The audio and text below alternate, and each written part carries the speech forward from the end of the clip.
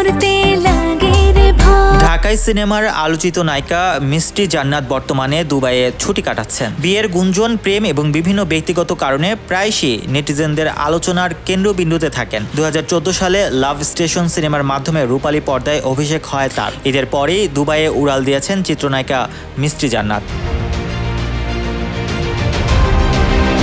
দুবাইয়ের তার dental clinic রয়েছে, সেজন্যই তার দুবাই যাওয়া। তবে এরপর সেখান থেকে যুক্তরাষ্ট্রে যাবেন, যুক্তরাষ্ট্র থেকে কানাডার টরেন্টোতে তার একটি শো রয়েছে বলে গণমাধ্যমকে জানিয়েছেন অভিনেত্রী। তবে তার চেয়েও বেশি আলোচনা চলছে যেসব গাড়ির পাশে দাঁড়িয়ে তিনি ছবি তুলেছেন, বিলাসবহুল এইসব গাড়িগুলো কার, এটাই নেটিজেনদের প্রধান প্রশ্ন। অনেকেই মন্তব্য করে জানতে চেয়েছেন মিষ্টি জান্নাত এইসব গাড়িতে চড়ে এসেছেন, ছবি তুলেছেন, কার গাড়িতে এসেছেন।